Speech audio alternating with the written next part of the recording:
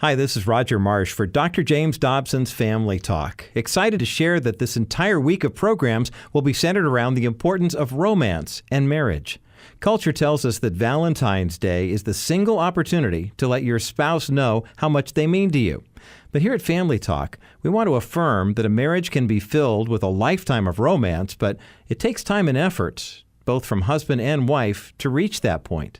Each day this week on the program, we'll have broadcasts dedicated to empowering you and your spouse to fight for your marriage and hopefully bring the romance and love of Valentine's Day to your everyday lives. Head over to our website at drjamesdobson.org to join us for our free 10 Days of Romance series. And every day for 10 days, you'll receive insights on intimacy from Dr. James Dobson and best-selling author Shaunti Feldhahn. Again, you can join in at drjamesdobson.org. Today on Family Talk. And welcome back to Family Talk with your host, psychologist and author, Dr. James Dobson.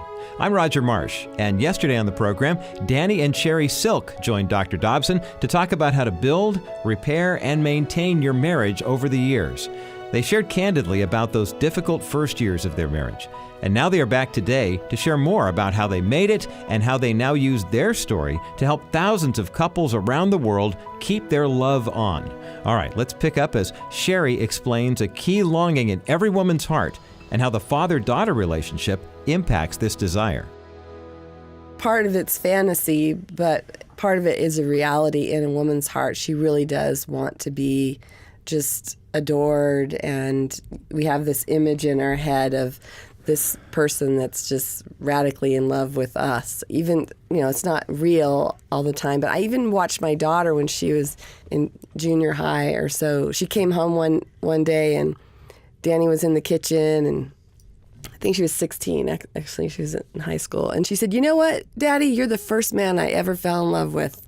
And she just kept going on to her room, and Danny about choked on his sandwich. And it was this reality of he is this living, breathing example of love to her, and she's going to go look for that love somewhere else. That's right. And I think in a lot of brokenness in homes nowadays, lots of hurt and pain, and there's still these little girls looking for this love, and they see it in their daddies first and how daddy treats mommy and all of that.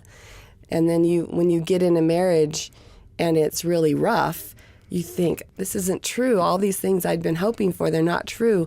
When really they are just laying in there waiting to happen. You really are wanting to be desired and loved, and he really does want to be your champion, your hero, and that's what it's supposed to be like. And when it goes wrong, we think it went away, when really we have to go find it.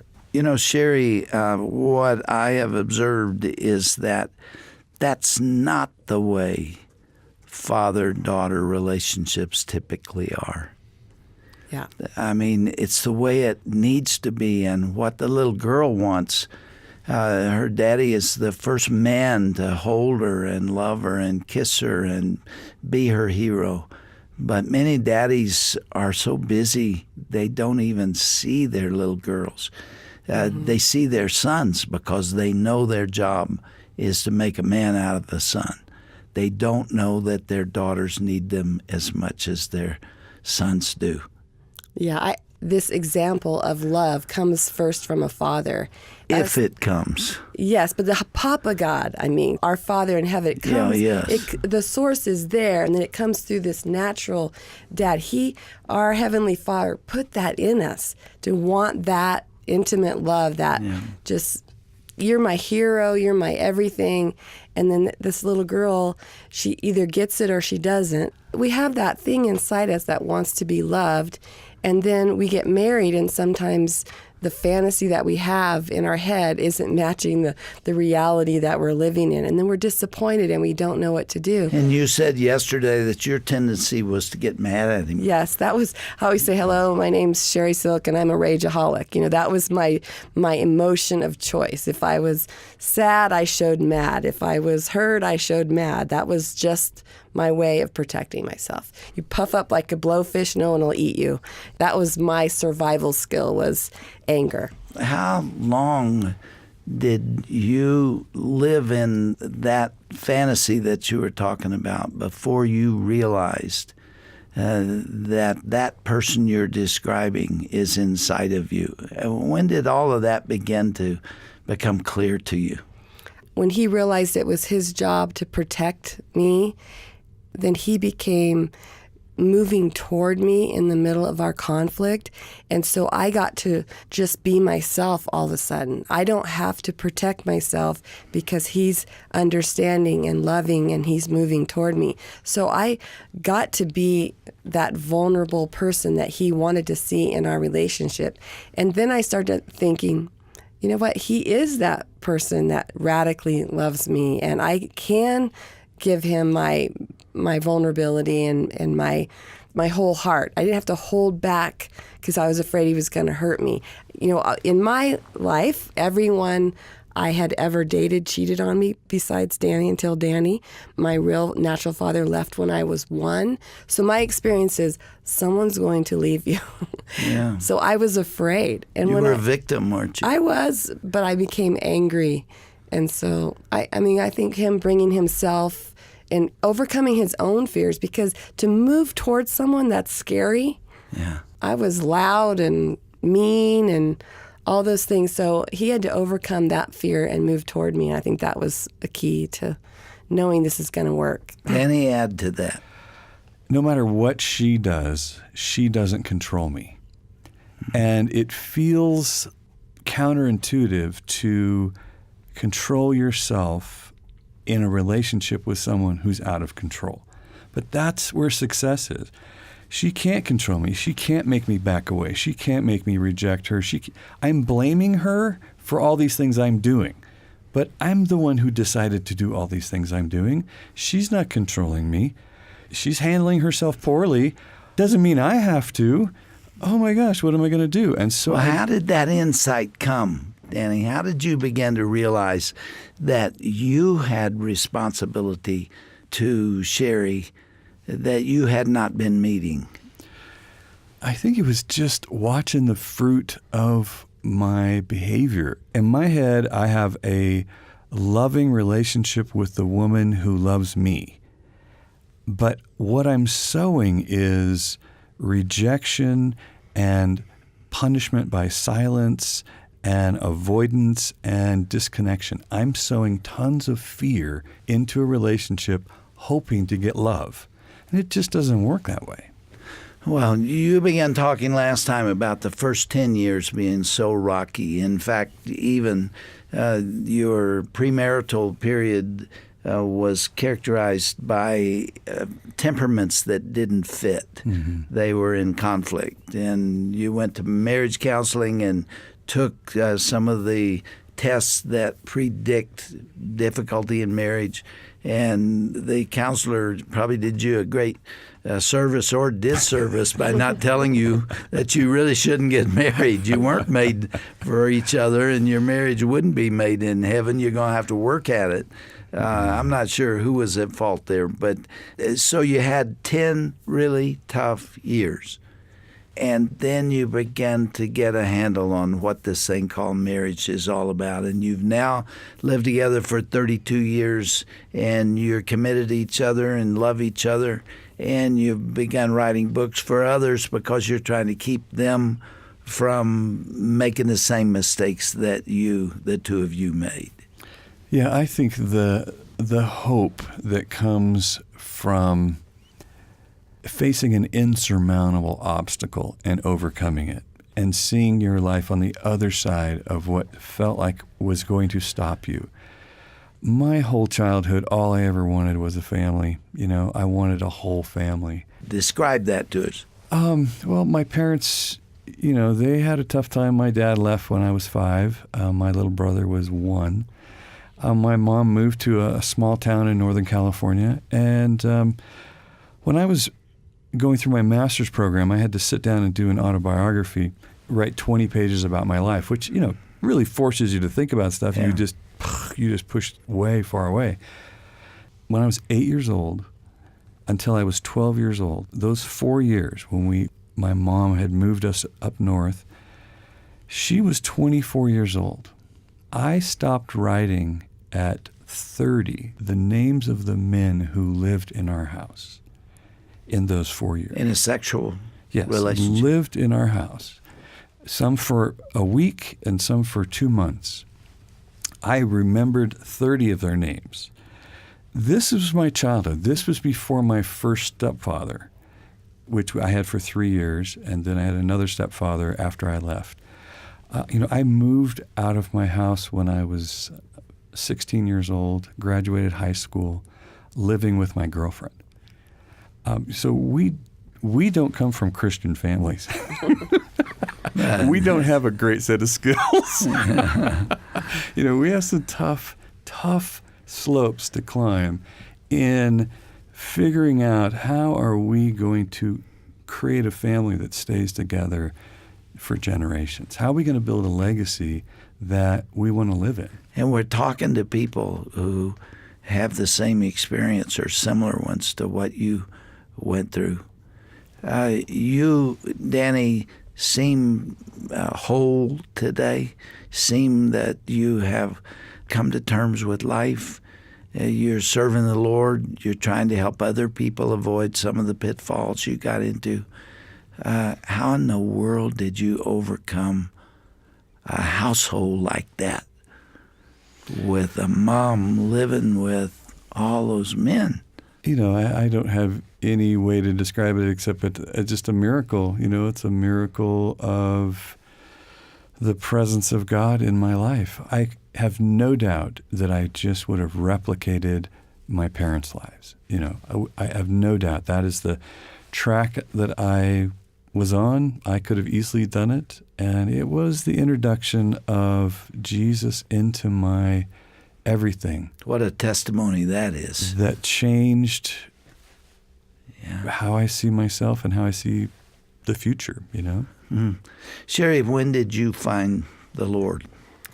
I was 21. I was just a young girl partying, just living my life how I wanted, lots of different boyfriends and whatnot in my life. And I was teaching aerobics in a gym, and I just was so depressed and so sad with my life. And earlier in my life, when I was 12, I had gone to summer camp with a Christian friend of mine. She drugged me to this camp, right?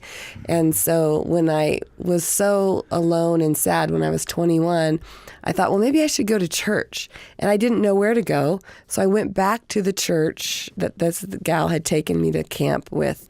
And I remember sitting through that sermon and listening, and when they gave the call, does anyone want to get saved, I knew I had to do it. I was scared that if the Lord knew who I was, he wouldn't really want me. If he knew what I'd been up to and the way I'd been living my life, are you sure that it's possible that he died for my sins as well? I had to be convinced a little bit. And of course, they did a wonderful job, and I've been a Christian ever since. But I was on just a road of destruction. I could look at my brothers and where they were going, and I have no doubt, had I not met Jesus when I was 21, I'd probably been in multiple relationships, had children from multiple relationships. That would have been my life. Jesus is really the key. He is, absolutely. That's not Christian rhetoric. Right. It is the truth. Surrender. I surrender. I'm doing a bad job. I need some help. Please fire me from this job. And he took me in, and the exact same time, of course, I felt adopted into the family of God. So I felt like I've got mothers and fathers and brothers and sisters in the Lord that I had never seen people like this. I had never been in a house full of people that didn't yell at each other or try and hurt each other or sarcastic and mean to each other. I had not even seen that. I thought, I got to have this. This is what I want. I want this family that loves each other and takes care of each other. I didn't know how to reproduce it. It took years for Danny and I to figure that out. But those hard years of us working it out, they are the reason why we're so passionate about helping other people. You know, Danny's book, Keep Your Love On, is written and forged from the years of us having to work it out. And we carry hope. In the last program, I told you we wanted to talk about that book, Keep Your Love On. Explain what the theme is all about. My goal is to help people realize how powerful they really are. I mentioned earlier, the revelation for me came when I took responsibility for me in the relationship instead of blaming her for how I was treating her. And so Keep Your Love On it's just a statement. It's just a phrase that really puts in front of you and me the idea that you have a choice. You can keep your love on or you can turn it off. You decide, but it's your decision. You're that powerful as a person. You're that responsible as a person. So if you're going to have a successful relationship with anyone, job one is that you keep your love on in each and every situation that you have. Because if you don't, you invite love's enemy, which is fear. So love and fear are in this eternal battle. And love casts out fear, and fear casts out love. Love is a wonderful counselor, and fear would love to be your counselor. So you have to decide who is going to be your counselor in each and every relational exchange, whether it's with your spouse, whether it's your children, your employer, your coworkers, your neighbor, whoever it is. You have to decide who's going to be your counselor. Will it be love or will it be fear? Because that's going to determine the fruit of everything that you do. Were you caught in that dilemma in your early marital life? Oh, terribly. What were you afraid of? I was afraid of not being able to get my needs met by her being happy. See, I thought that it was my job to make her happy. As a child, somehow I had these magical powers to make my miserable codependent mom happy. She was so proud of me. It was like I had this magic dust and I could just throw it on my mom and she'd get all happy. Well, I brought that bag of magic dust to my marriage and I threw it on Sheri and it didn't work. It didn't work. I couldn't make this lady happy. So I was in a free fall of trying to protect myself because I really only felt safe when she was happy. Isn't that interesting now? Because yesterday, Sheri, you talked about wanting a man that would keep you safe, would fight for you, would believe in you, protect you. You're having some of the same feelings. I think it's basic to relationships is we chase the fear away. I think I was afraid of being rejected. I think I was afraid of failing, failing in being a man, failing in a marriage. I think I had a lot of expectations that life was going to be easy, and it wasn't. It was really hard. So I was afraid I was failing. Sheri, you mentioned that you got pregnant very soon in the relationship, so you had a baby to deal with. Yeah. Did that help or did that hurt? Back to that test we took, our pastor didn't give us the results of that test at the time when we were in premarital counseling. And the one that said, don't get married. Do not get married. Do whatever you can to stop this. I was thankful that he never showed that test result to us. I think it would have given me an excuse. If I was looking for a way out, I wouldn't have been able to point to that. So I was thankful to the Lord for hiding that from us. And I think that having a baby and being responsible for this little person added to the tenacity that I had to just make this thing work. I did not want to repeat my family failures of divorce. I remember Danny sharing a story about when Brittany was born, he remembers holding her in his, she just fit in this little hand, and he thought, she's so beautiful. If I don't grow up, she's going to die. That feeling as a parent, like, I better grow up. And I think having a baby for us was like, oh, we got to pull it together. But did it make it hard? Yeah, we had more to fight about. Yeah. We definitely had more things to fight about, but we had more distractions as well.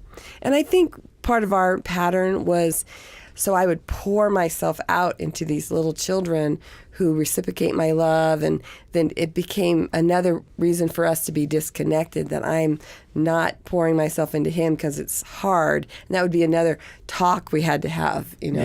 I need you to lean toward me. Yeah. There are very few people who are willing to be as honest about it as you are. A lot of people have gone through very similar things, as you know. There's nothing new in human experience. But you have opened yourselves in a way that I think has been helpful to a lot of people. You know what? I hope that folks who are listening to this program will write and tell us about their experience.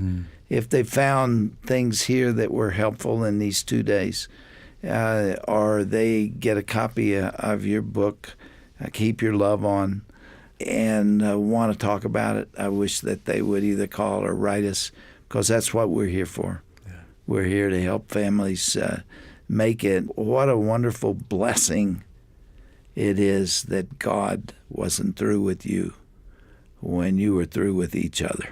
Yeah. Isn't that a beautiful Amen. thing? Yes. Amen. And he is not through with you yet. He is not. No. And the Lord is using you, Danny, in counseling and in seminars and conferences. Keep Your Love On, the acronym KYLO. We do KYLO conferences. But recently, a lot of our attention is switched to our Loving on Purpose Life Academy, which is an online school. And we're really trying to reach more people just by not trying to be everywhere all the time, but make a resource that people can access, the Keep Your Love On, the Loving Your Kids on Purpose, the parenting material, and then the Culture of Honor material, which is really about leadership cultures. And building an online community that we can spend time with, very much similar to this, where we would be talking about a topic and giving people access to some of the best conversations I've ever had. Being in a room with people who are doing the stuff. You're keeping your love on. You're showing your kids the way that God parents us. I'm going to parent you. And a culture of honor where we are working together with other powerful people in such a way that we're working out our conflicts, we're protecting relationships above issues, and we're bringing out the best in each other every day. I'm going to close with an illustration you gave in your book about the racehorse secretariat. You want to share that? One of my favorite sports figures is Secretariat. I think it was because I was a little kid when that horse was tearing up the track. It just seemed like Secretariat was untouchable. That horse was so much faster and had surprised everyone at every turn. There's a movie on that subject that really gets I cry every time I watch it. I cry. I know what's going to happen. And at the autopsy of Secretariat, they discovered that the average horse's heart is about 9 pounds, and Secretariat's heart was about 22 pounds. Wow. And it was just the answer to how that horse could be so outstanding is the size of its heart. And I think that, we as believers, we have the same setup, being filled with the Holy Spirit. We have such a far greater capacity to love, to keep our love on, than the people around us. So let's do it. Is yours still beating? With all its might. Danny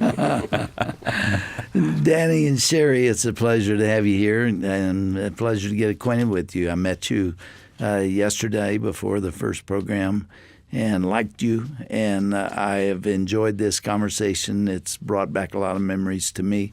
I've had years of counseling experience too, and those principles are universal. Yeah. I think they're built into the human temperament, the human personality. I pray that God will continue to bless your ministry, continue to give you strength and wisdom and knowing how to put broken marriages back together, because that's where that big heart is, isn't it? It is. Sheri, you gonna make it? Absolutely. Are you still I'm angry? gonna thrive. No, You got a smile on your face, Sheri. anger's just fake power, right? It doesn't work. Blessings to you both. Thank you. Thank you very much.